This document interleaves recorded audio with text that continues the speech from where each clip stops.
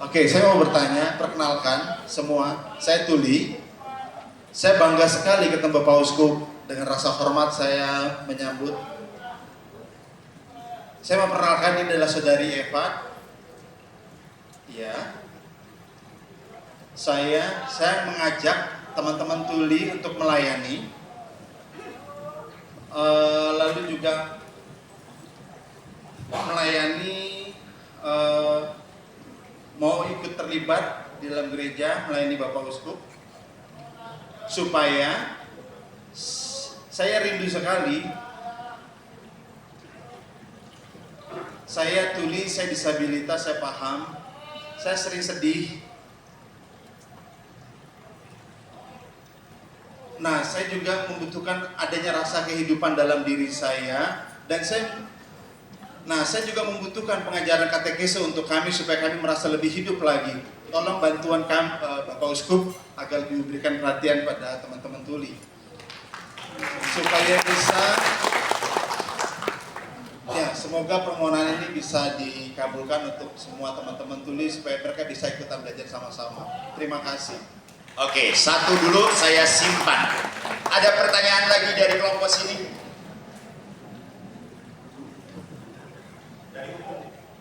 Dari umum ada yang bertanya? Atau dari teman Tuli ada masih bertanya? Teman Tuli ada yang bertanya? Satu lagi? Ada yang mau bertanya? Teman Tuli satu lagi? Oke, silakan. Selamat siang, Romo Bapak Uskup. Romo Uut, perkenalkan, nama saya Eva. Nama isyarat saya seperti ini. Saya adalah ketua Patuka. Patuka itu Paguyuban Tuli Katolik. Saya mendampingi hadir bersama teman-teman Tuli. Saya mau bertanya pada Bapak Uskup, apa sebab kitab suci Katolik ada bahasanya itu tinggi banget? Teman-teman Tuli nggak paham. Dengan intelektual kita yang sangat rendah, kami berusaha untuk memahami kitab suci supaya saya bisa membantu sama teman-teman Tuli memahami Injil dengan bahasa yang lebih sederhana, bahasa yang lebih rendah lagi. Nah, saya tahu teman-teman kalian, bahasa orang dengar, Bapak Ibu orang dengar itu bahasanya tinggi-tinggi, beda dengan kami. Sebetulnya bahasa kami masih sangat kurang. Kami belum banyak kosakata seperti Bapak Ibu semuanya, makanya kami perlu belajar. Saya mohon Romo dan teman-teman dengar semuanya bisa mengajarkan kami supaya kami teman-teman yang Tuli ini disabilitas bisa paham dan punya perkembangan iman yang sama dengan teman-teman. Semoga Bapak Uskup bisa lebih fokus, bisa melayani juga, memberikan pelayanan ini, penjelasan iman ini bagi teman-teman Tuli. Terima kasih. Terima kasih. Monggo Bapak Uskup, ada 2 pertanyaan, silahkan dijawab. Saya mempunyai banyak wakil.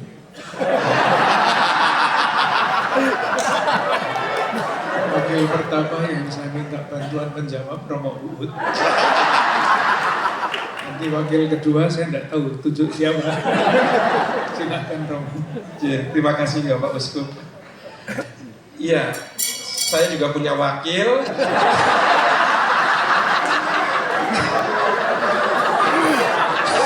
Mau lari dia nggak bisa lari. Maaf, kami tetahbis Anda tidak. Baik, Bapak Uskup, ini pertanyaan sudah menjadi seperti kami sampaikan tadi, sudah menjadi perhatian sejak kepengurusan kami. Maka saya masih ingat waktu itu kita mencoba membuat pertama rosario doa-doa dalam bahasa isyarat dengan videonya. Syutingnya itu di Seminari Tinggi Keuskupan Agung Jakarta, Cempaka Putih Timur, melibatkan para frater juga waktu itu. Jadi itu pertama. Lalu yang kedua, akan dirancang nanti atau sudah kita mulai? Nanti Mas Andre akan menjelaskan, tapi sudah menjadi sebuah rencana kitab suci dalam bahasa isyarat. Jadi betul yang dikatakan Eva tadi, kitab suci kita kosakatanya terlalu tinggi untuk teman-teman Tuli. Saya ingat waktu itu ketika membuat video Rosario, teman-teman tuli sulit membedakan Santo dan Santa. Apa bedanya? Karena kan kita mendengar A dan O, tapi untuk teman-teman tuli kan bukan pendengaran, ini penglihatan. Itu baru Santo dan Santa. Belum kosakata lainnya, perawan Maria, dilimpahi rahmat, itu kan terlalu tinggi. Maka yang bergumul cukup lama di hal ini adalah Mas Andre. Silakan Mas Andre.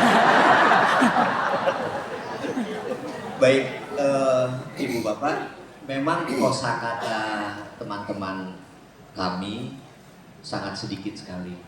Jadi memang perlu ada perubahan kalimat yang memang sedikit mengusik batin sebetulnya pada saat lagu Salam Maria yang molek berseri. Nah, dalam pandangan mereka molek itu seksi. Itu dengan Mas Teddy waktu itu. Ya, Mas Teddy bingung, dia molek berseri seperti apa? Dia bilang molek, bahasa isyaratnya begitu. Maka akhirnya kita ubah tatanannya.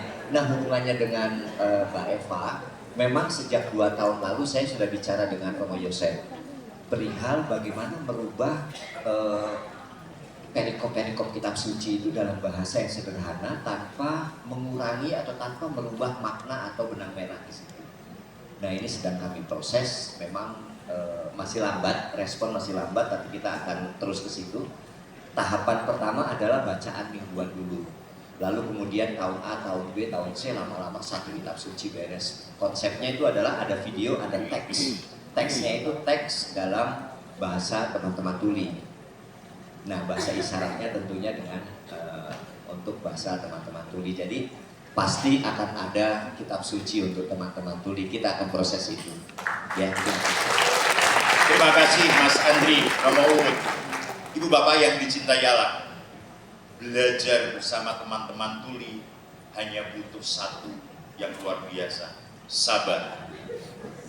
Saya puji namanya Mas Frans Sutanto ini sebagai teman yang sungguh menemani teman-teman, itu luar biasa sabar. Kemarin saya telepon, luar biasa bro, sabar sekali. Saya baru ngurusin seminggu saya ngurusin teman-teman tuli, saya nangis, susah. Nah, kira-kira itu komentar saya buat teman-teman, sahabat-sahabat Mas Andri, Mas Frans Sutanto menemani teman-teman tuli ini luar biasa. Ibu Bapak, sebelah kanan saya silahkan yang mau bertanya. Belakang 1, 2, oke. Tolong mic-nya 2 ke belakang. 1 kali.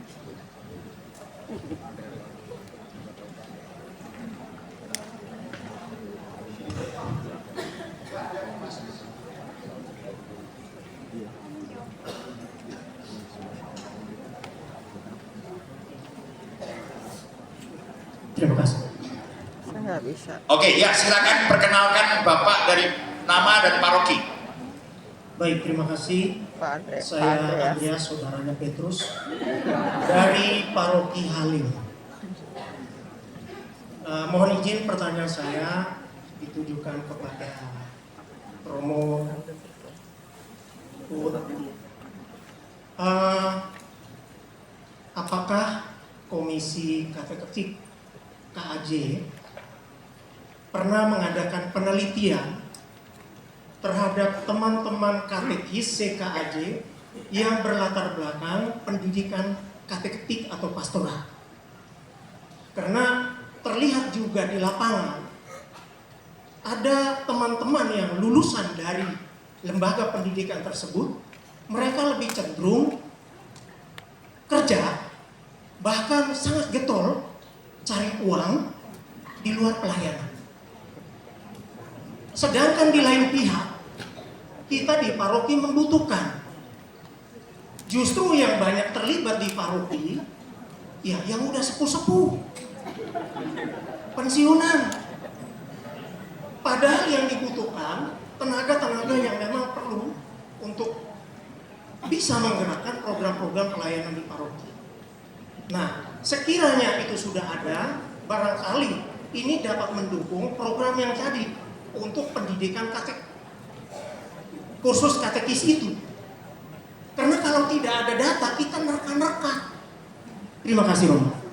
Terima kasih Pak. Satu lagi, sebelahnya Ibu. Selamat siang untuk Bapak Uskup dan Romo Ud. Saya perkenalkan, saya Kartini dari Paroki Taman Galaksi. Saya ingin bertanya kepada Bapak Uskup sih lebih tepatnya. Apa yang mendasari seorang Romo dapat terpilih menjadi seorang kepala di paroki tertentu? Terima kasih. Dua pertanyaan lebih dahulu. Monggo Romo Uut dan Bapak Uskup.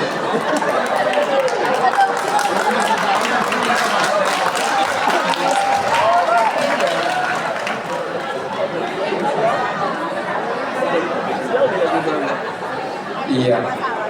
Itu tepuk tangannya untuk saya kan ya? Iya, kenapa Romo Uut harus pindah gitu ya? Terima kasih untuk pertanyaannya. Saya menjawab yang pertama ya Bapak tadi. Terima kasih Pak untuk pertanyaannya terkait dengan penelitian untuk teman-teman lulusan lembaga pendidikan kata ketik. Kami belum mengadakan penelitian. 4 tahun berjalan saya di komisi kata ketik. Paling tidak saya mendampingi teman-teman mahasiswa yang berasal dari Keuskupan Agung Jakarta, dan kami bantu juga studi mereka dengan beasiswa belajar di Atmajaya di pendidikan kata ketik. Jadi penelitian itu belum ada, tetapi yang kami lakukan apa? Mahasiswa yang kami berikan beasiswa itu setahun sekali, paling nggak 2 kali wawancara dengan kami.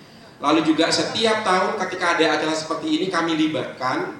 Dengan kata lain, walaupun belum ada penelitian, tapi kami ingin membangun relasi yang akrab, yang kuat dengan teman-teman mahasiswa ini.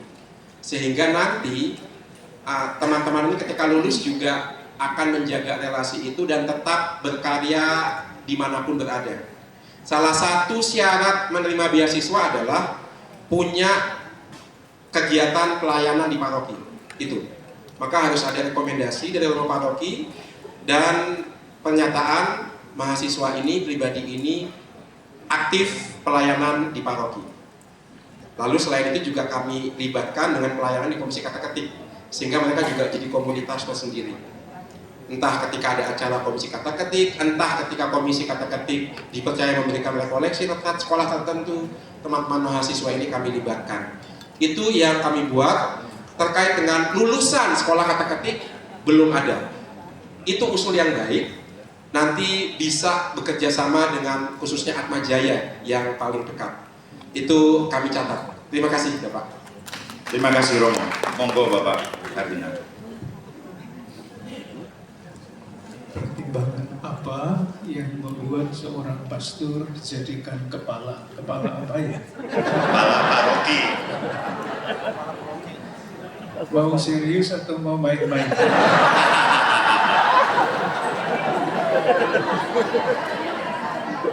Kalau mau main-main, jawabannya mimpi tengah malam. Begini Ibu, jadi di Keuskupan Agung Jakarta, Keuskupan Agung Jakarta itu dilayani pertama oleh Imam Diosesan Keuskupan Agung Jakarta. Kedua, oleh imam-imam tarekat yang jumlahnya sekitar 22. Itu datanya. Imam-imam diosesan itu pasti yang langsung berkaitan dengan uskup, Keuskupan Agung Jakarta atau keuskupan yang lain, imam-imam diosesan. Sementara imam-imam tarekat itu perutusannya diberikan oleh provinsial masing-masing tarekat. Moga-moga jelas pembedaan ini. Untuk imam-imam tarekat agar dapat menjadi pastor kepala di Keuskupan Agung Jakarta, sekurang-kurangnya sudah bekerja di Keuskupan Agung Jakarta selama 1 tahun. Tentu bukan hanya waktu yang menentukan. Kalau bekerja di Keuskupan Agung Jakarta 1 tahun, 2 tahun, tapi marah terus, tidak akan pernah jadi pastor kepala.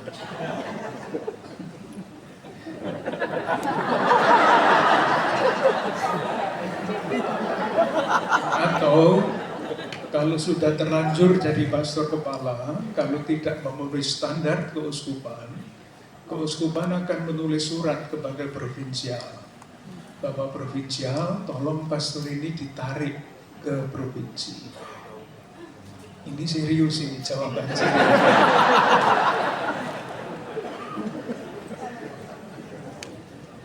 Yang kedua, kalau imam diosesan itu memang terus terang saja, saya yakin di keuskupan manapun di Indonesia khususnya itu belum ada standar yang dipegang untuk menunjuk seorang pastor kepala.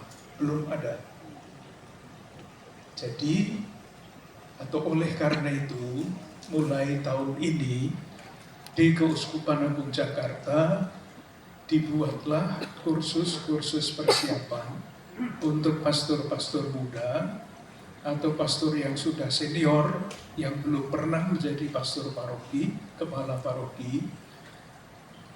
Kursus-kursus terdiri dari berbagai macam disiplin ilmu untuk memberikan bekal nanti pada waktunya kalau memang sungguh-sungguh menunjukkan minat yang sungguh-sungguh bagus, prestasi yang sungguh-sungguh bagus dari segi teologi, dari pastoral, dari watak dan sebagainya, dialah yang akan menjadi pastor kepala. Itulah sebabnya di Keuskupan Agung Jakarta, kita Keuskupan Agung Jakarta minta Romo Ulun, kalau kenal Ulun Ismoyo. Ulun itu artinya saya, Ismoyo itu Semar, dewa yang menjadi manusia, bijaksana. Jadi Romo Ulun Ismoyo itu aku bijaksana, hebat kan? Tapi ketika ada seorang tamu dari luar negeri bertanya kepada bapaknya Romo Ulun, Pak, kenapa Bapak dulu memberi nama Romo Ulun ini Ulun Ismoyo, aku bijaksana? Kok kelihatannya tidak sesuai ya? Romo Ulun ada apa enggak ini?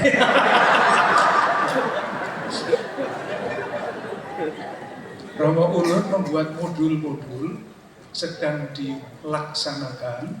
Moga-moga nanti pada waktunya kalau berjalan dengan bagus, sejauh saya tahu persiapannya sungguh sangat bagus.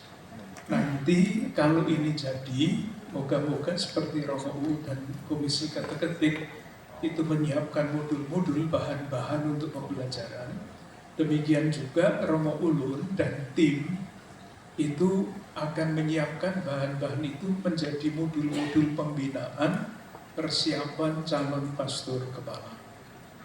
Nah, yang harus mengikuti di Keuskupan Agung Jakarta adalah imam-imam muda dari Keuskupan Agung Jakarta, dan itu ditawarkan kepada tarekat-tarekat yang bekerja di Keuskupan Agung Jakarta.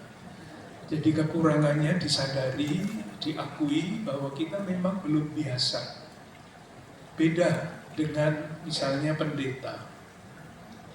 Kalau seorang pendeta lulus dari pendidikan teologi calon pendeta, dia diuji dulu di jemaat, suruh praktek setengah tahun, bisa apa enggak?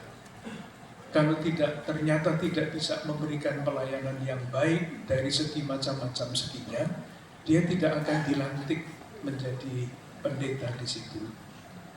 Kalau imam, beda, teologinya juga beda.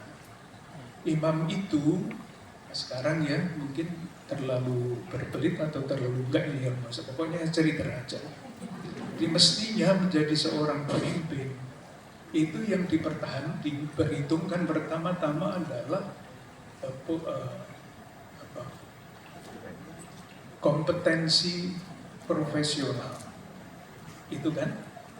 Kalau mau menjadi pemimpin bank, diuji dia kompetensi profesional, bisa memimpin apa enggak.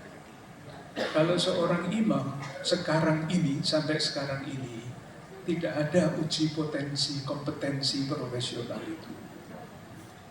Ketika dia ditabiskan, dia mempunyai yang namanya potestas ordinationis, wewenang karena tabisan, bukan karena kompetensi, atau kompetensi atau potestas jurisdictionis.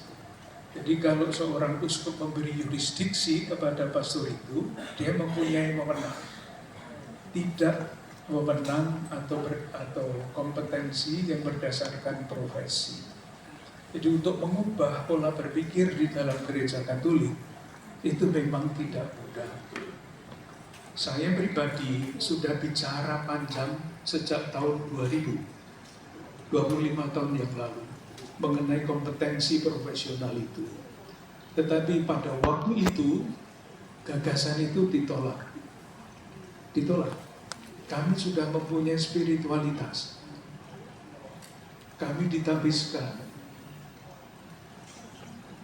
Pada waktu itu, tahun 2000, 25 tahun yang lalu, bicara tentang profesi imamat, istilahnya pun tidak diterima. Sesudah 25 tahun, baru sesudah 25 tahun, istilah itu diterima. Khususnya di Keuskupan Agung Jakarta.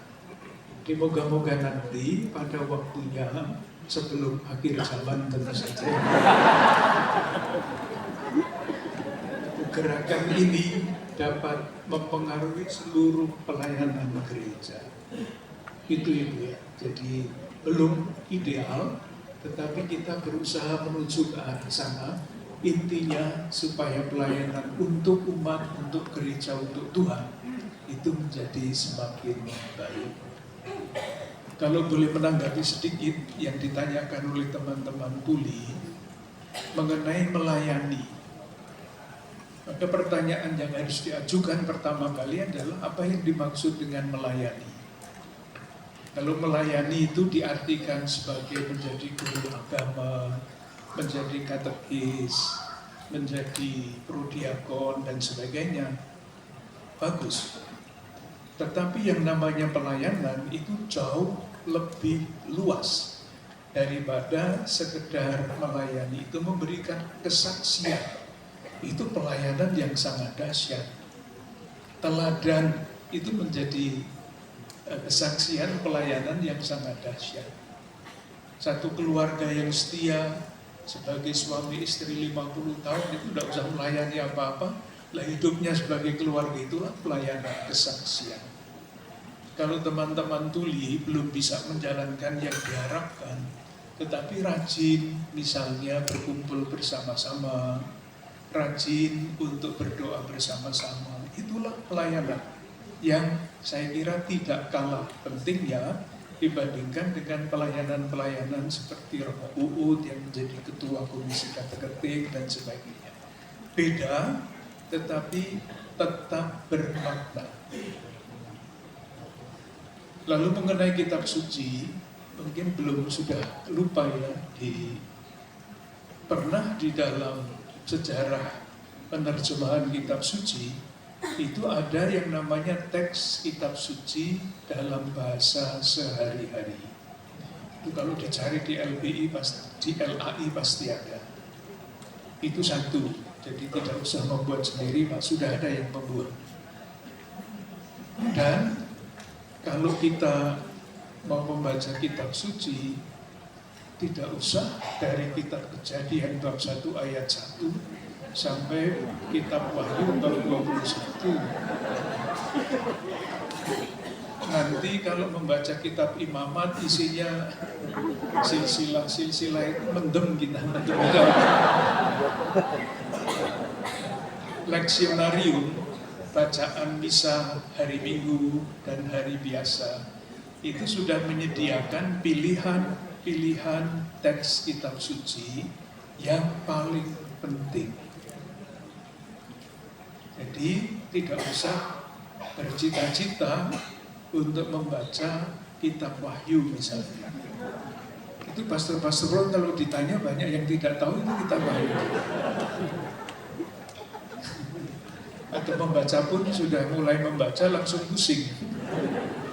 Jadi kita realistis, tidak usah merasa wajib untuk memahami semuanya, tetapi kepada kita sudah disediakan bahan-bahan yang paling penting dari kitab suci, itu dalam khususnya bacaan-bacaan hari Minggu, bacaan Injil.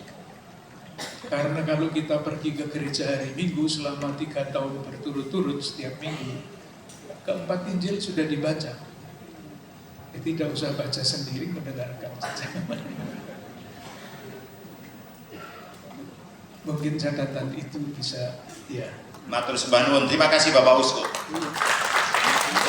3 penanya di depan saya. 1, 2, 3, 4, yuk. Ibu, Bapak nomor 2. Oh, Ibu ya, Ibu nomor 2 nanti ya. Yuk, silakan. Selamat siang Bapak Uskup, Romo Uut. Saya hartawan dari Paroki Tomang. Saya ada sedikit pertanyaan yang cukup mengganjal saya juga Romo Paroki saya. Ini di antara teman-teman katekis memakai buku PDDP. Saya juga dari dulunya tidak tahu ada di dalam PDDP ini. Pertanyaan saya, apakah setiap katekis diberikan uang transport yang mengajar? Satu, kalau untuk seksi lansia, saya setuju. Karena lansia tidak bisa datang ke gereja, kita harus menuju ke rumah. Itu membutuhkan. Kenapa saya nanya seperti ini? Karena di PDDP saya bacakan. Di PDDP pasal 43 ayat 4, dalam menjalankan tugasnya, para katekis masuk dalam seksi katekese paroki, memperoleh bantuan dana operasional pelayanan dari paroki dan atau keuskupan, serta bantuan pendidikan dan pendampingan dari komisi kateketik keuskupan. Inilah yang membuat beberapa katekis memakai pedoman. Terima kasih Bapak Uskup, Romo Uut. Itu pertanyaan saya. Terima kasih Pak Oo. Selanjutnya Ibu nomor 2. Ya. Selamat siang, Belakang. Romo Kardinal dan Romo Uut. Saya Siska dari Paroki Bintaro Jaya. Ini semacam sambat tapi juga ngarah. Kami menyadari bahwa menjadi katekis itu tidak mudah. Kemudian jumlah katekis yang ada juga tidak banyak. Kira-kira apakah Romo Uut yang akan menjawab atau Bapak Kardinal yang akan menjawab?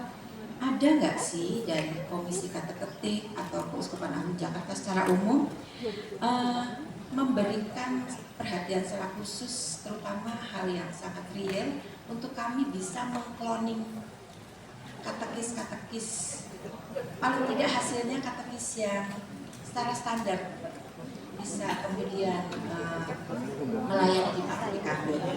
Karena banyak yang ikut kursus-kursus dan bersertifikat itu nggak balik lagi, dan tidak mudah untuk mereka kemudian kita jawel untuk melayani. Tapi kebutuhan kami untuk mengisi pelajaran di ketemumen, kebutuhan krisma itu sangat mendesak. Banyak yang mau tapi tidak punya bekal. Nah, kira-kira kita bisa nggak diberi cara dan diberi bekal sekaligus untuk mengkloning? Terima kasih. Terima kasih Ibu. Pertanyaan ketiga. Yuk Pak. Baik, selamat siang Romo dan Bapak Uskup, Bapak Ibu sekalian. Dari tadi mungkin pertanyaannya banyak di luar tema ya, tapi saya coba kembali ke laptop. Ya, nama saya Erik dari Paroki Curug, Santa Helena. Ya, saya coba kembali ke laptop karena tema kita tahun depan itu keutuhan alam ciptaan.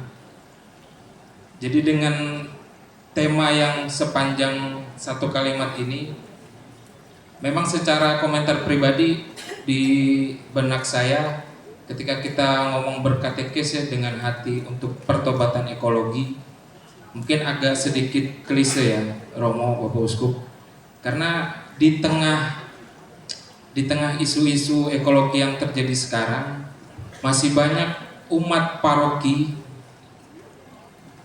mungkin di tempat lain tidak, masih banyak yang mungkin tidak peduli dengan isu-isu ekologi karena pasti ada komentar apa urusannya dengan iman kami. Nah, jadi bagaimana bagaimana gereja menanggapi atas sikap ya resistensi atau ketidakpedulian mereka ini? Karena ketika kami para katekis ya melihat apa yang terjadi di umat dengan kegiatan-kegiatan umat yang mungkin agak kendor, ketika kita berusaha untuk menegur misalnya, masih banyak yang ya kami kan punya kesibukan masing-masing, untuk apa kami berkegiatan di lingkungan. Nah, itu hal yang kecil. Nah, ketika kita berikan isu ekologi ini, apakah ada langkah-langkah praktis? Karena kita ngomong berkatekes dengan hati, belum tentu ada indikator yang jelas. Bagaimana kita melihat perubahannya setelah perubahan ekologis yang terjadi kalau kita bisa berkatekes dengan hati.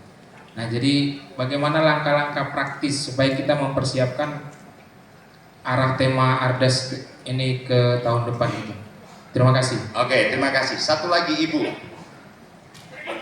Ini Bu. Nah. Oke, silakan.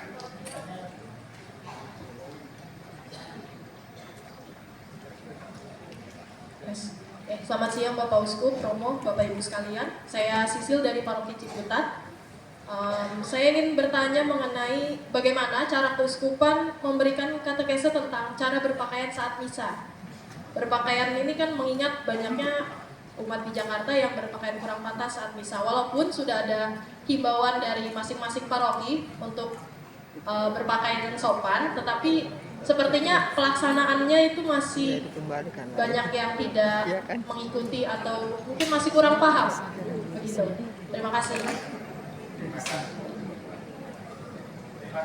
Untuk 4 pertanyaan, Romo Uut yang mau menjawab masalah katekis mau dibayar atau tidak. Yang kedua, Ibu tadi mempersiapkan katekis yang sudah kita persiapkan dengan kelas. Yang ketiga, ekologi. Dan yang keempat, bagaimana kita berpakaian di dalam gereja. Terima kasih. Silakan Romo. Ya, terima kasih untuk semua pertanyaannya. Yang pertama Pak Ook, dalam surat Rasul Paulus kepada umat di Galatia,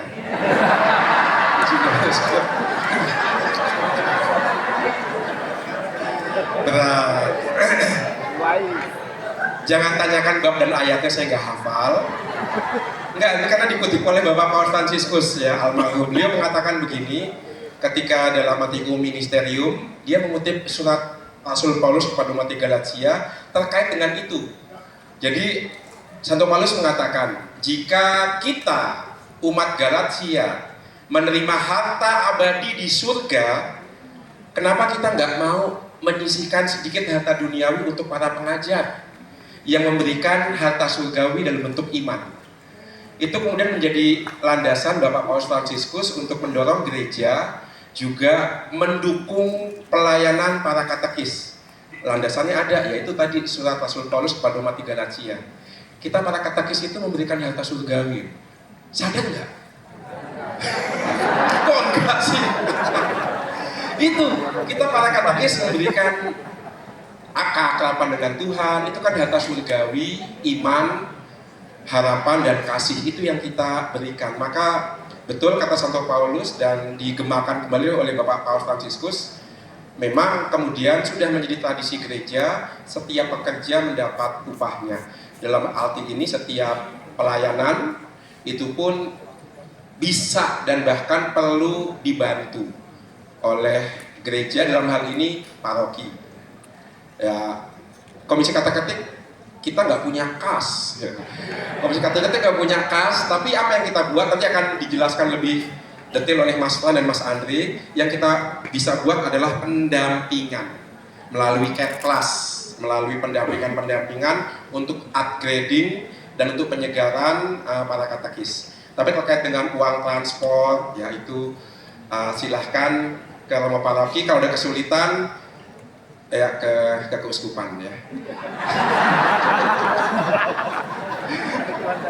Tapi itu pasti, karena saya diberi jawaban oleh Bapak Uskup luar biasa. Ini sangat penting. Katekisnya soal pewarisan iman harusnya tidak terlalu sulit. Kalau membangun gedung itu mudah, kenapa membangun jemaat juga harusnya jauh lebih penting ya. Itu wah, nambahin. Oh boleh, ya.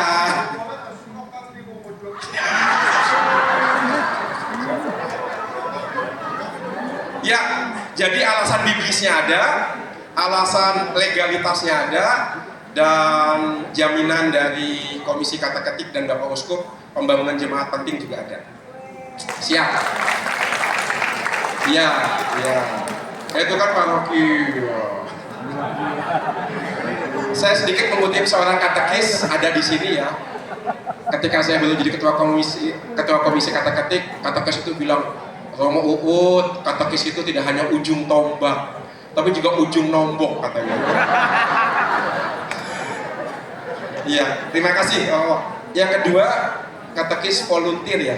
Bagaimana menarik minat para anak-anak muda? Nah, salah satu melalui cat class, Ibu. Jadi rupanya ketika cat class diadakan tidak hanya untuk para katekis, itu semakin banyak umat beriman satu, menyadari kekayaan tradisi gereja Katolik, dan dua, mensyukuri itu, dan kalau udah sampai rasa syukur, pengen berbagi. Puji Tuhan, dalam beberapa cat class di beberapa paroki, 1, 2, 3 orang kemudian mengatakan, saya tertarik jadi katekis. Itu. Jadi salah satu yang bisa diupayakan Komisi Kata-Ketik adalah mengadakan cat class ini tidak hanya untuk para katekis tapi untuk umum, dan itu bisa menjaring rupanya. Karena kalau tidak tahu iman Katolik ya tidak mensyukuri, kalau nggak mensyukuri nggak bisa berbagi. Tapi begitu semakin mengenal, mensyukuri, itu pasti pengennya berbagi. Loh itu Romo ikut khusus-khusus seperti ijazah nggak berbagi? Mungkin ya, mungkin pendekatannya berbeda. Di cat class itu pendekatannya macam-macam. Ada, walaupun ada intelektual, tapi kami lebih menekankan pengalaman iman. Tidak hanya informatif, tapi juga transformatif. Tidak hanya kognitif, tapi juga afektif dan psikomotorik. Maka ada public speaking di situ, ada praktek berdiskusi. Nah itu kemungkinan kalau dapat ikut khusus-khusus tertentu sampai kalau nggak memancing dia berbagi, ada yang kurang di situ mungkin ya. Makanya cat class tidak akan pernah online, tidak, karena kita mau berbagi pengalaman iman di situ. Itu yang disampaikan dalam PUK 2020, Pedoman Umum Katekese. Berkatekese berarti mendengarkan kembali Yesus yang berkata, aku mencintaimu. Itu dimensi kerigmatis. Dan itu yang mungkin kurang dari banyak khusus ya, pengalaman imannya. Semoga itu bisa menjadi salah satu metode. Ada metode lainnya tapi itu. Begitu Ibu. Siap, terima kasih. Terus apa lagi? Oh ya, ekologi. Bagaimana dengan ekologi? Iya, betul, harus terus diulang-ulang. Karena bisa jadi manusia itu kan butuh pengulangan ya, pengulangan. Saat ini nggak peduli, mungkin tahun depan peduli, tapi siapa yang bisa membuat dia peduli kalau nggak diulang? Maka yang namanya pertobatan sebuah proses transformatif. Jadi tidak cukup sekali. Ekologi sudah ada sejak zaman Tuhan Yesus. Lihatlah perumpamaan Tuhan Yesus banyak mengambil dari alam, banyak juga memberi perhatian kepada lingkungan sekitar. Ya. Kitab Wahyu juga bagaimana kalau manusia tidak bertobat, alam juga ikut rusak. Dalam Kitab Wahyu soal pengadilan terakhir di situ. Maka ini tidak bisa dilepaskan dari iman kita ekologis dan memang harus terus diulang, terus digemakan. Lalu yang terakhir, cara berpakaian. Nah, ini dia. Saya kemarin itu ketemu seorang Katolik, dia katekis juga. Dia mengatakan begini kepada anak-anak didiknya, anak-anak bina imannya. Kamu itu kalau menghadap presiden pasti pakai baju rapi. Dia kebetulan pernah kerja di Kesekretariatan Istana Negara. Sekarang mau ketemu yang menciptakan presiden, Tuhan ya. Maka harus lebih lagi. Maka saya rasa cara berpakaian, cara berperilaku kita sangat ditentukan oleh relasi kita dengan yang mau kita jumpai di gereja. Mungkin tahap awalnya boleh dan tidak boleh, itu tahap awal, tapi harus berkembang. Kenapa harus begini? Dijelaskan dan seterusnya. Itu yang pertama dalam katekisi, tapi yang kedua juga dari teladan. Mulai dari keluarga. Kalau keluarga membiasakan anaknya ke gereja pakai baju lengkap, sopan, maka itu akan tertanam dalam diri anak dan kemudian akan terjaga sampai dia dewasa. Saya rasa kata kuncinya ada dalam keluarga. Membiasakan sejak dini berpakaian sopan ketika ikut misa karena melihat keteladanan dan pengajaran dari orang tua. Selain tentu katekise juga ya dari para katekis. Itu begitu Mbak. Terima kasih. Saya serahkan kepada Bapak Uskup mungkin mau menambahkan.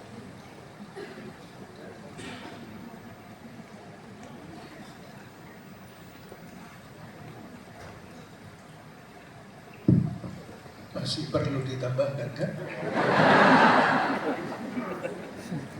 Pak, mungkin ayat dari PGDP tadi dibacakan di rapat Dewan Paroki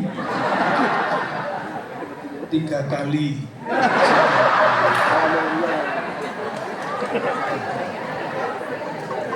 Kalau dikutipkan surat kepada orang Galatia, tidak paham. Ini loh, kalau 3 kali belum cukup, dibaca lagi sampai 7 kali. Kalau perlu 7 kali 70 kali. Begini, sekarang yang agak serius. Pasal itu sengaja ditulis dalam rangka prinsip subsidiaritas dan solidaritas. Keuskupan itu tidak punya orang. Yang punya umat itu adalah paroki-paroki. Memang pimpinan pelayanan keuskupan itu uskup. Tetapi yang menjalankan tugas pelayanan sehari-hari langsung ke umat itu adalah pastor paroki. Supaya pastor paroki itu tidak membuat kebijakan sendiri-sendiri, dibuatlah pedoman-pedoman. Antara lain pedoman dasar Dewan Paroki, pedoman keuangan, pedoman pembangunan, dan sebagainya. Kalau Romo sakit, itu tanggung jawabnya keuskupan. Tetapi yang membiayai mengeluarkan uang itu paroki. Karena paroki itu bagian dari keuskupan, bukan berdiri sendiri. Nah, kalau paroki tidak bisa mencukupi pembiayaan, ajukanlah beban-beban itu ke keuskupan. Di Keuskupan Agung Jakarta ada yang namanya dana solidaritas paroki. Itulah yang akan dipakai untuk mendukung paroki-paroki yang bertanggung jawab menjalankan pelayanannya berdasarkan pedoman. Sekali lagi, uang itu pendukung. Kalau paroki bisa, kenapa tidak? Tetapi kalau tidak ada, tidak cukup, mengajukan bantuan ke keuskupan. Nah, masalahnya itu, kalau saya boleh mengatakan, Romo paroki itu paham apa enggak dengan pedoman dasar Dewan Paroki? Membaca apa tidak? Itu persis masalah di dalam pelayanan keuskupan, Bapak ya. Jadi ketika yang tadi ditanyakan apa kriterianya mengangkat seorang pastor kepala, kalau saya boleh terus terang ya, tidak untuk apa-apa. Salah satu tanggung jawab pastor itu adalah memastikan bahwa pengantin, calon pengantin itu disiapkan dengan baik. Dalam salah satu penelitian yang dilakukan oleh Romo Tommy, ditanya berapa lama Anda mengadakan penyelidikan kanonik. Ada yang menjawab 1/4 jam. Nah, ini kan jelas tidak bertanggung jawab. Langsung diganti pastor paroki. Sama. Jadi tadi saya serius mengatakan coba dibacakan sampai 3 kali, kalau perlu 7 kali pasal itu. Jelas sekali. Paroki mengambil keputusan untuk memberikan uang transport. Kalau tidak ada uangnya, silahkan mengajukan ke keuskupan, pasti akan dibantu. Begitu Bapak ya.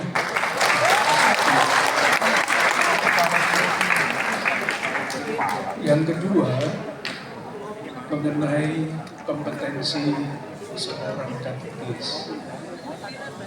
Dalam dunia yang mengharapkan profesionalitas, memang profesionalitas seorang katekis itu perlu. Tetapi, ada tetapinya. Harus dibedakan antara katekis akademik dan katekis disebut tadi katekis umat yang intinya adalah pewarisan iman. Pengetahuan iman itu penting, tetapi yang jauh menggerakkan hati orang adalah kesaksian iman, pewarisan iman. Saya pernah zaman dulu waktu masih muda dulu menguji seorang eyang yang sudah usianya 70 tahun yang mau dibaptis di kampung, salah satu paroki di Boro sana, tempatnya Romo Purbo itu. Saya tanya, yang sudah tahu berdoa apa? Pakai bahasa Jawa. Lalu dia menjawab, saya bisa doa Bapa kami Romo. Coba silahkan yang berdoa Bapa kami. Dia mulai, Bapa kami yang ada, di pakai bahasa Jawa, Bapa kami yang ada di surga. Berhenti dia. Loh kok mandek, kok berhenti ya? Iya Romo, kalau saya di rumah itu saya berdoa dengan cucu saya katanya. Lulus apa tidak? Saya luluskan waktu itu. Mungkin kalau ketua katekisnya Romo udah lulus.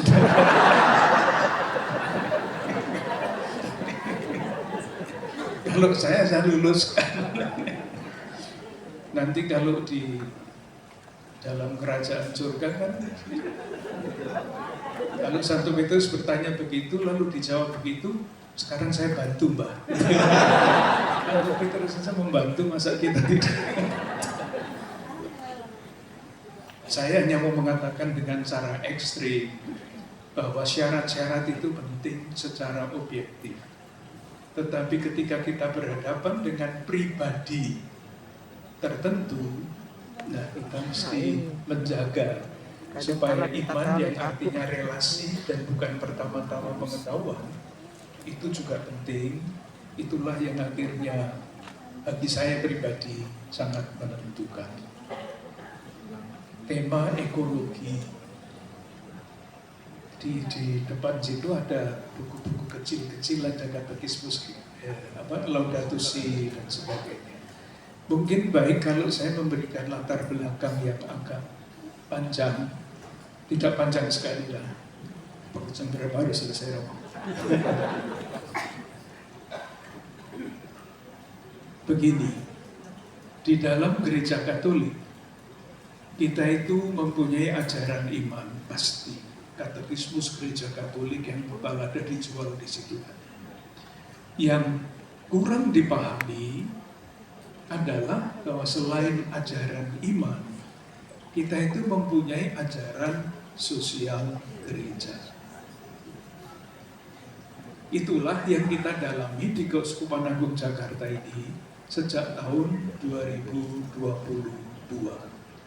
Ada 5 tema besar yang dipilih: menghormati martabat manusia, bertanggung jawab untuk mewujudkan kesejahteraan bersama, solidaritas, subsidiaritas, dan tahun ini memberi perhatian kepada saudara-saudara kita yang kurang beruntung, dan tahun depan itu mengenai ekologi.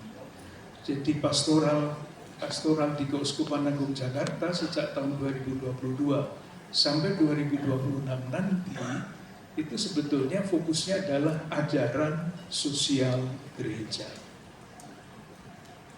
Itu memang kurang dipahami, Bapak. Memang kurang.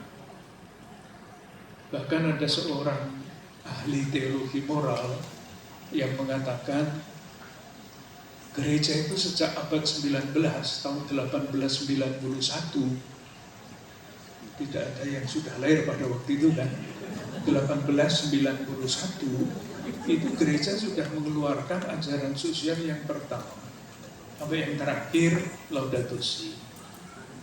Komentarnya dia itu satu kalimat tapi nyelekit sekali, pedas.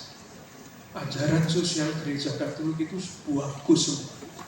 Satu kekurangannya, tidak ada yang menjalankan. Ini kritik yang jujur, tulus. Itulah sebabnya antara lain kita di Keuskupan Agung Jakarta secara teratur selama 5 tahun menggarap 5 tema ajaran sosial gereja itu. Tahun 2013 sebetulnya Konferensi Wali Gereja Indonesia sudah mengeluarkan nota pastoral, yaitu tadi tidak ada yang menjalankan kecuali Romo Ismartono mungkin yang sungguh-sungguh hatinya memang ke situ, tapi tidak ada yang memperhatikan secara terstruktur. Kita membuat itu. Tentu penyadaran itu menjadi sangat penting.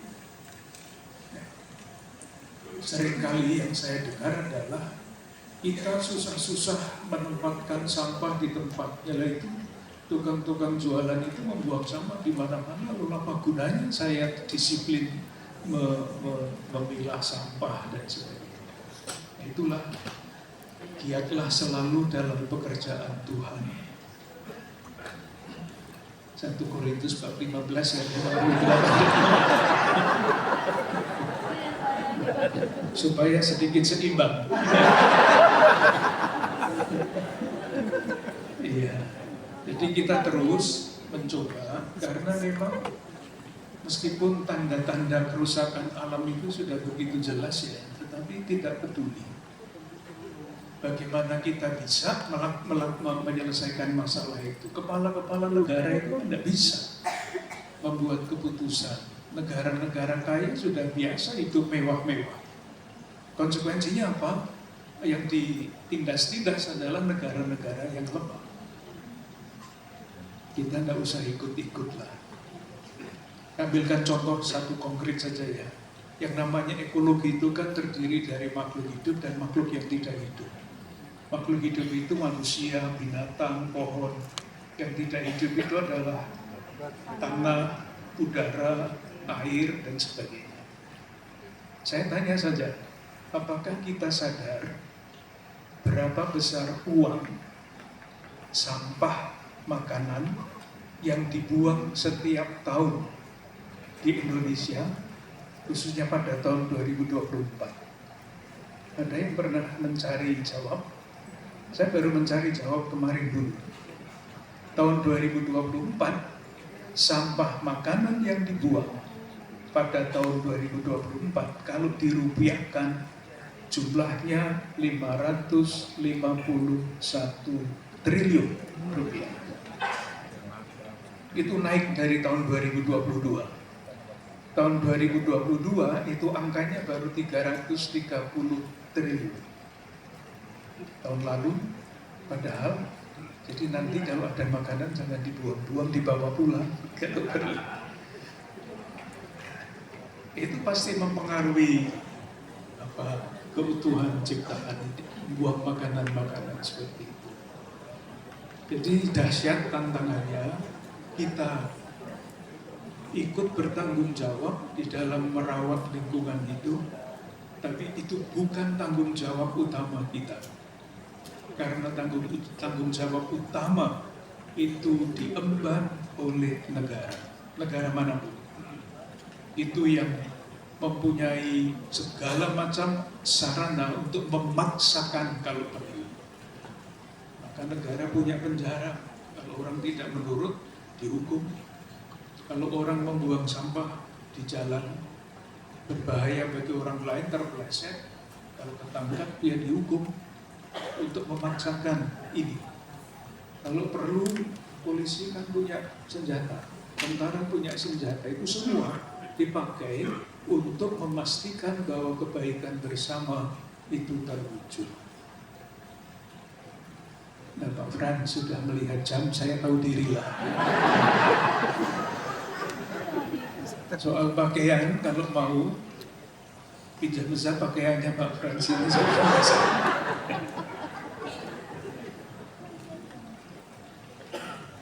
Ibu Bapak, terima kasih Monsinyur Romo Uut. 3 penanya. 1, 2, 3. Oke. Minta tolong Bu Vivi. 1, 2, 3.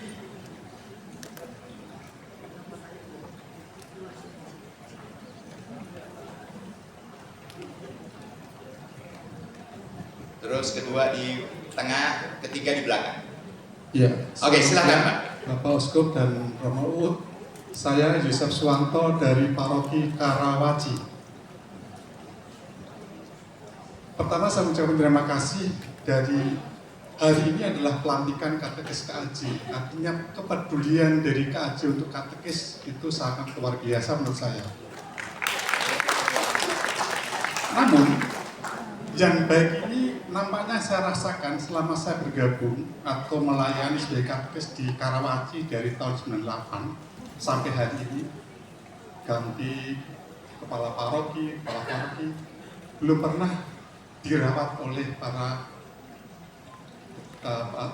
ketua paroki itu sendiri, bahkan membiarkan, bahkan nggak ada perhatian sama sekali untuk para katekis di sana. Ini nampaknya belum sejalan antara apa yang sekarang diprogramkan dari KAJ dan juga masuk ke wilayah paroki masing-masing, khususnya yang kami rasakan, kami para katekis ini sungguh-sungguh mau berkembang sendiri tanpa ada pembinaan, tanpa ada perhatian, tanpa ada sentuhan, ngerawat pun istilah nggak ada, udah jalan sendiri-sendiri. Bahkan pernah saya menyampaikan pada pertemuan, kalau kami mau mengajarkan yang ekstrim, yang radikal, itu kan salah besar ya. Tapi untungnya ya kami masih sadar bahwa kami terpanggil untuk melayani sebagai katekis. Mungkin ini menjadi perhatian dari keuskupan, mungkin hanya diri kami, kalau yang para lain mungkin tidak. Terima kasih. Ada temennya kok Pak, ada temennya Pak. Yang di depan sini juga ada temennya Pak. Silakan Ibu. Ketiga belakang. Yo Bu, nomor 2. Ya, silakan. Selamat siang Bapak Uskup, Romo Uut, juga Bapak Ibu Katekis. Saya izin 2 pertanyaan. Pertanyaan yang pertama ini saya pernah tanyakan di kelas Romo Uut, gitu ya. Tapi saya mohon pencerahan dari Bapak Uskup. Jadi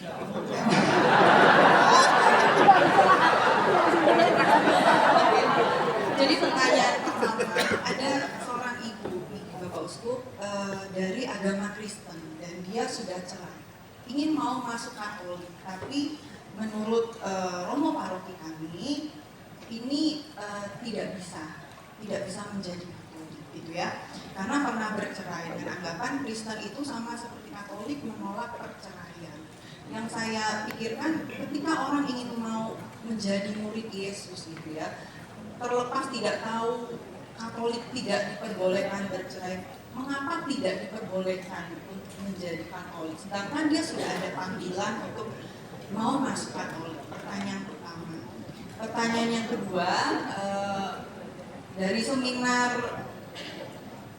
yang bulan Juli tentang katekumena perkawinan itu disampaikan bahwa sebenarnya ini hanya teknis. Kalau dari gereja Kristen PGI, kalau format baptisannya aku membaptis engkau dalam nama Bapa, Putra dan Roh Kudus, yaitu Yesus Kristus, itu tidak sah karena dianggap Yesus Kristus itu 3 pribadi.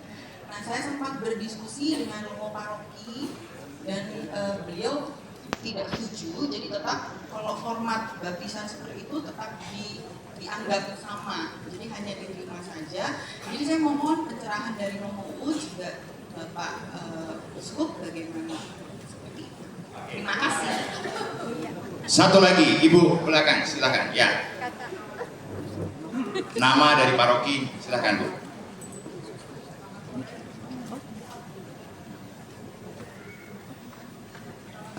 Uskup dan Romo, saya hanya mau menyampaikan keluhan dari umat yang bertanya perihal kehadiran Romo. Nama saya Inge dari Paroki Tangerang.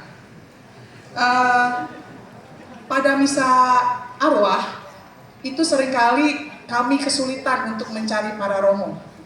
Nah, kemudian yang kami mau tanyakan, apakah dalam misa arwah itu ada batasan untuk seorang Romo memberikan misa, begitu. Kami sadar jumlah Romo itu sangat sedikit, tidak sebanding dengan jumlah umat.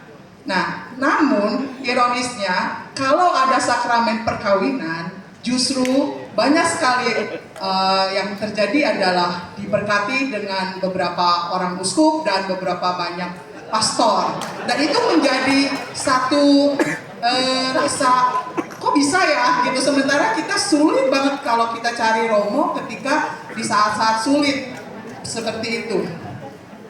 Saya pikir itu aja. Terima kasih Bapak Uskup dan ya, terima kasih, Romo.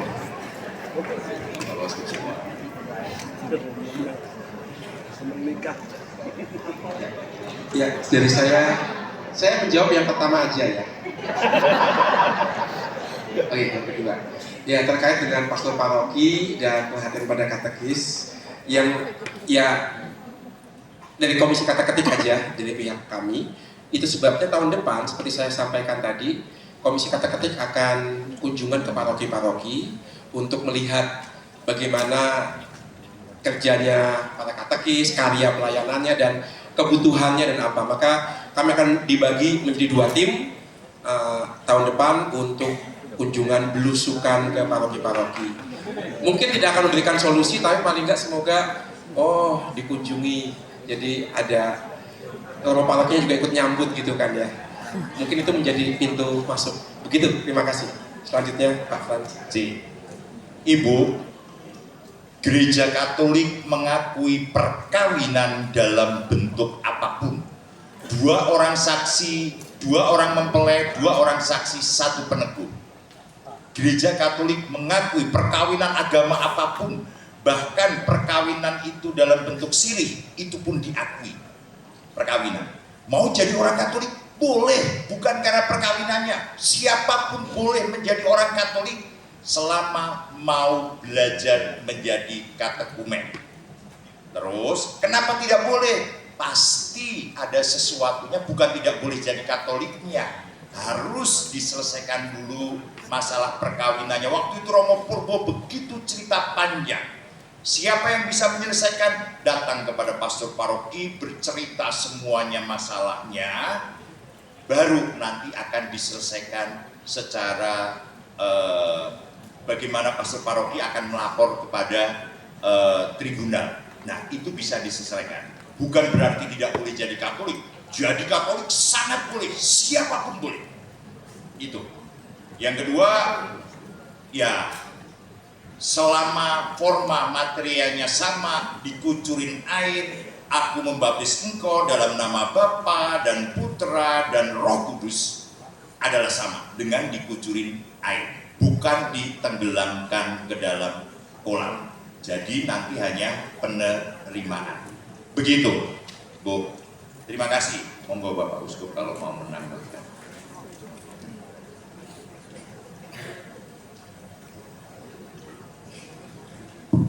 Apa yang harus saya katakan?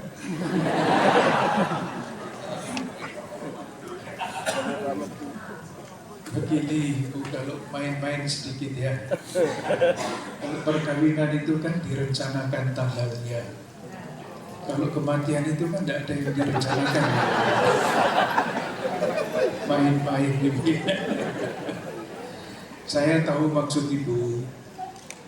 Memang bisa menjadi skandal bahwa kalau yang menikah itu adalah saudara-saudara kita yang berada, lalu berbondong-bondong yang meneguhkan perkawinan.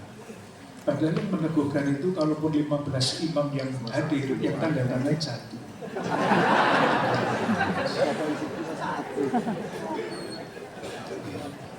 Oleh karena itu, di Katedral Jakarta, peneguhan nikah di Gereja Katedral Jakarta waktu habis.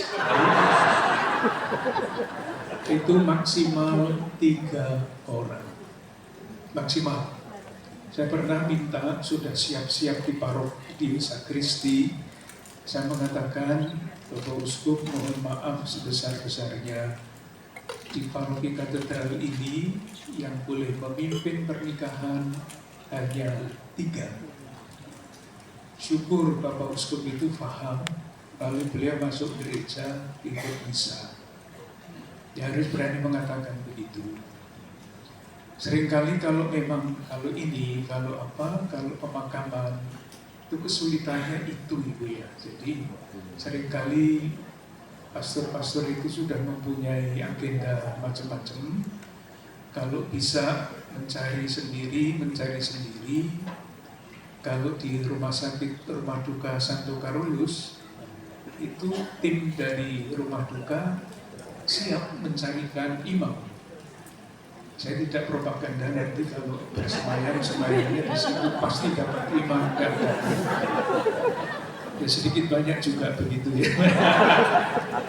Tapi ada pelayanan-pelayanan seperti itu.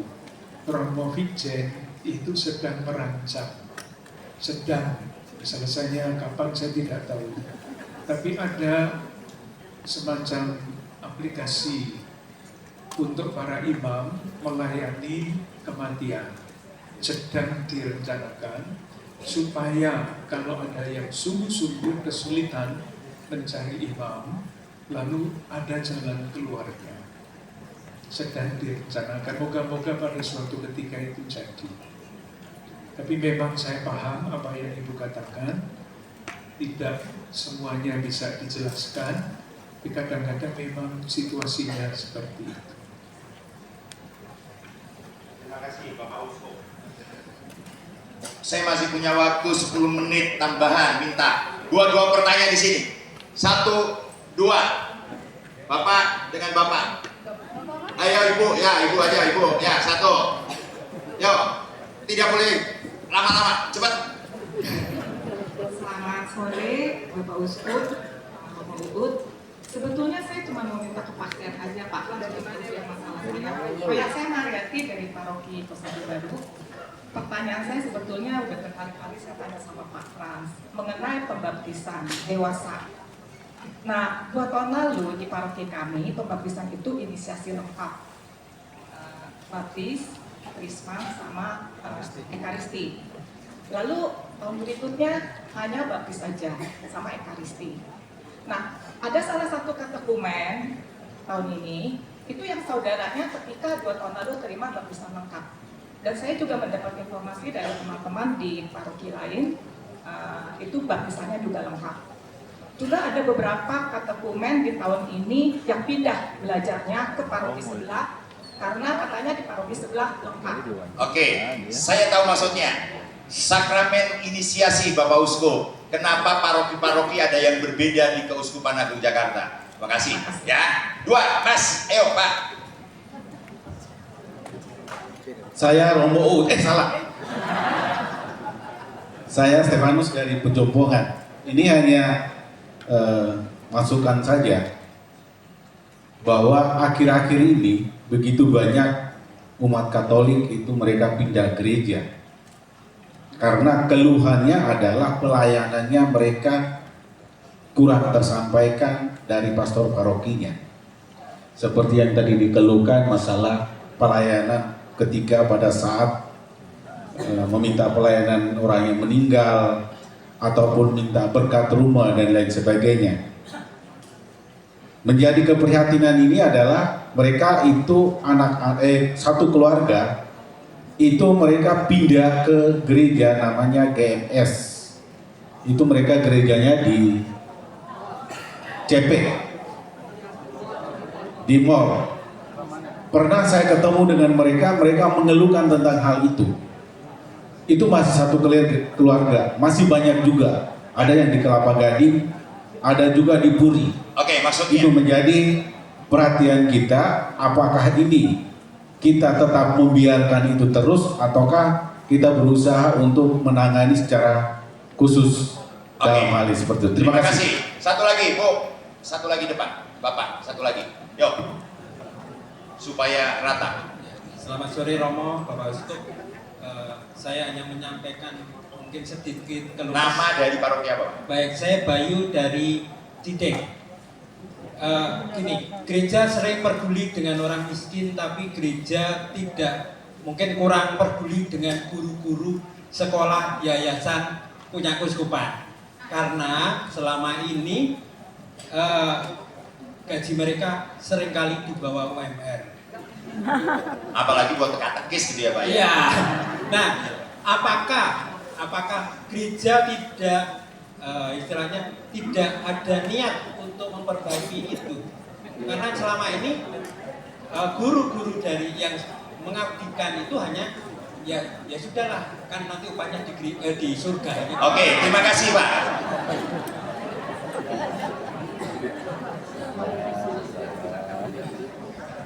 Ya, sedikit saya akan menjawab yang inisiasi ya.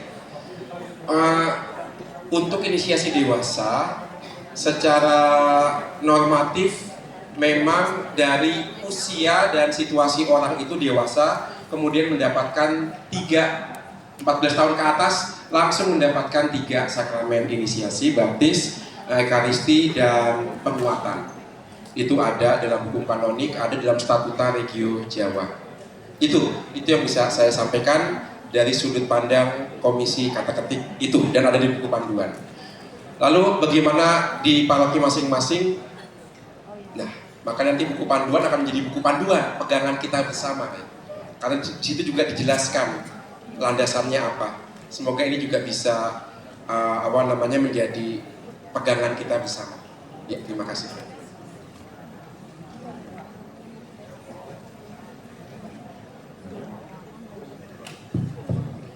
Saya diberi waktu 1 menit. Jangan pakai 20 menit. Sebelum saya lupa, tadi Bapak bertanya mengenai pastor paroki yang tidak memperhatikan katekisnya.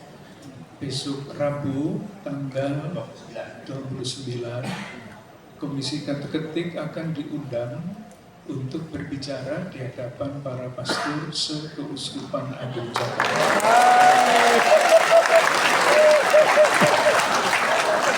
Nanti tolong Romo Uun menyampaikan keluar ini. Saya akan hadir sebagai saksi. Yang kedua mengenai guru, inilah kompleksitas masalah pendidikan. Saya tidak tahu yang dimaksudkan apa, karena yang ada langsung dalam naungan keuskupan itu adalah sekolah-sekolah strada. Itu langsung. Dan saya menjadi anggota luar biasa di situ. Yang punya sejarah berbeda-beda adalah sekolah-sekolah yang ditangani oleh paroki. Kita semua tahu menyelenggarakan lembaga pendidikan sekolah SD, SMP, SMA itu sulit. Apalagi dengan segala macam kemajuan, perubahan undang-undang dan sebagainya. Romo Vikjen bersama dengan MPK Majelis Pendidikan Katolik di Keuskupan Agung Jakarta itu sudah lama berusaha untuk mengundang sekolah-sekolah paroki itu untuk mencari jalan supaya antara lain masalah-masalah gaji itu dapat diatasi. Tetapi, nah ini tetapinya, kesulitannya adalah katakanlah memutus sejarah, memulai sejarah yang baru. Sebetulnya sekolah strada sekarang ini mempunyai 74 sekolah di seluruh Keuskupan Agung Jakarta. dan performanya bagus. Sekolah Strada ingin membantu sekolah-sekolah Katolik di paroki itu, tetapi sampai sekarang jalannya masih belum terbuka. Jadi memang kompleksitasnya ruwet sekolah-sekolah itu. Saya juga tidak tahu jawabannya. Oh, yang pindah gereja itu sebagai satu gejala, iya. Tapi jangan pernah lupa bahwa banyak juga umat dari komunitas agama lain termasuk gereja Katolik. Nah, biasanya kita akan melihatnya dari satu sisi. Sekarang kalau kita lihat sisi yang kedua, di Keuskupan Agung Jakarta itu baptisan dewasa setiap tahun, dewasa ya, bukan bayi lain lagi. Itu antara 2.000 sampai 3.000 orang setiap tahun.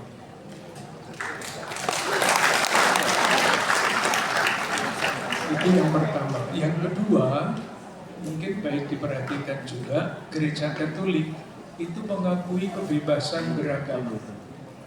Jadi, kalau ada umat Katolik yang pindah agama karena keyakinan, itu hak asasi manusia. Tidak bisa diapa-apakan. Masalahnya adalah kalau pindah agama itu hanya karena kecewa pastornya khotbahnya jelek misalnya. Nah itu kan kualitas imannya juga bisa diberi tanda tanya. Kan perayaan Ekaristi kan bukan khotbah. Perayaan Ekaristi itu sakramen, mengenangkan wafat dan kebangkitan Kristus untuk keselamatan umat manusia. Kalau orang kekuatan imannya hanya sebatas pastornya khotbahnya jelek atau khotbahnya lama, itu semestinya belum jadi Katolik dulu ya. Tapi ya memang itu fenomena, berbagai macam cara sudah dicoba. Seperti di Jakarta itu ada yang namanya CFJ, Catholic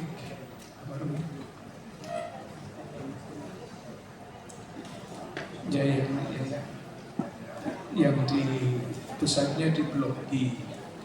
Ada juga yang di moderator itu Romo Antoro itu CF, LOCR. Usahanya banyak sekali.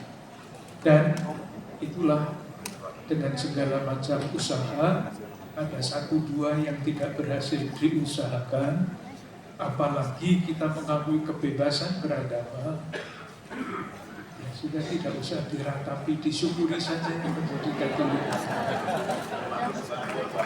Terima kasih. Ibu Bapak yang dicintai Allah, waktu bersama Bapak Uskup dengan tanya jawab sudah selesai. Yang bertanya semua tadi ada berapa orang saya lupa akan mendapatkan hadiah. Boleh disimpan. Nanti hadiahnya boleh kita ke panitia. Bapak Uskup sebagai closing statement kami minta dari Komkat apa yang bisa kami dapatkan dengan kekuatan buat kami para Komkat, para teman-teman katekis dengan buku panduan, dengan kelas dan dengan nama Biabir yang baru. Monggo Bapak Uskup, terima kasih.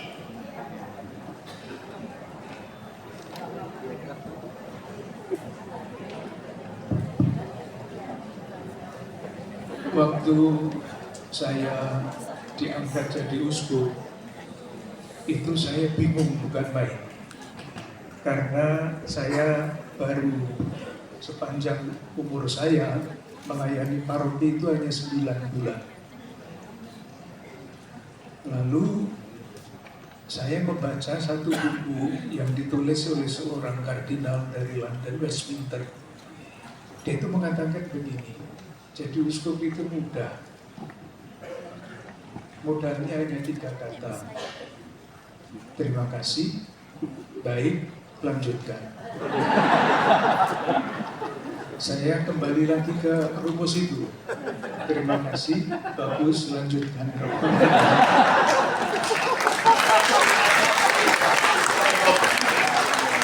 Ikan paus, ikan lohan. Kita kasih aplaus buat Tuhan.